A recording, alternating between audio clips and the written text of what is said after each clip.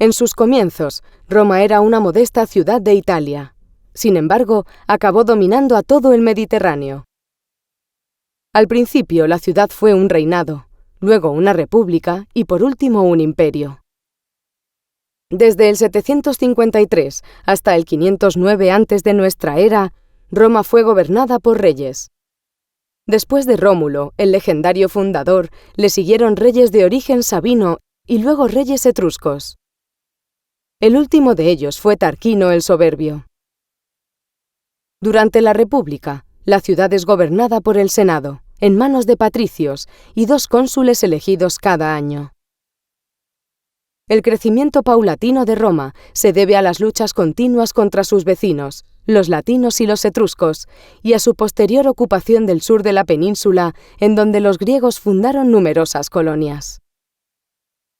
Durante las guerras púnicas, Roma lucha contra Cartago y se apodera progresivamente de sus territorios en el Mediterráneo occidental. La ciudad fue tomada y totalmente destruida en el año 146 antes de nuestra era. Al oeste, Roma se adentra en la Galia meridional y se apodera de una gran parte de España. Al este, ocupa Macedonia y Grecia, y luego el reino de Pérgamo. A partir de ese momento, Roma controla la mayoría de las orillas norte del Mediterráneo. Durante el primer siglo antes de nuestra era, los desequilibrios sociales causan graves disturbios en Italia, pero las conquistas continúan, lo que permite a los generales acumular poder militar y político. El más famoso de todos, Julio César, conquista las Galias y se impone en Roma con el título de dictador de por vida. Es asesinado en el año 44 antes de nuestra era. Su hijo adoptivo, Octavio, funda el imperio y decide llamarse Augusto. Durante su largo reinado, los romanos vuelven a vivir en paz civil. Fuera del Imperio Romano, Augusto sigue con su política de conquista, pero varias derrotas en Germania lo llevan a establecer las fronteras del imperio en los grandes ríos, Rin, Danubio y Éufrates. Durante el primer siglo de nuestra era, el imperio logra extenderse un poco más, en Gran Bretaña, en Tracia, en Capadocia y en Mauritania. A principios del siglo II, el emperador Trajano emprendió las últimas grandes guerras de conquista contra los dacios al norte del Danubio y luego contra los partos en Armenia y en Mesopotamia.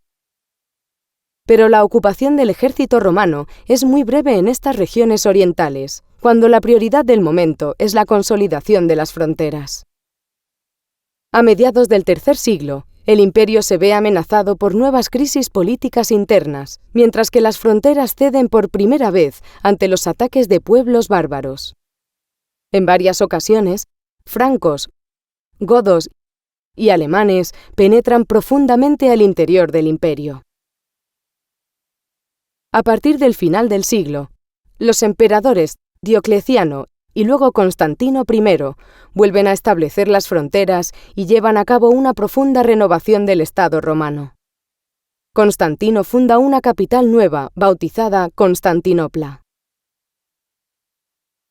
Durante el reinado de Teodosio I, la presión exterior en las fronteras sigue siendo fuerte, y el emperador autoriza a los visigodos a instalarse al sur del Danubio, en territorio romano.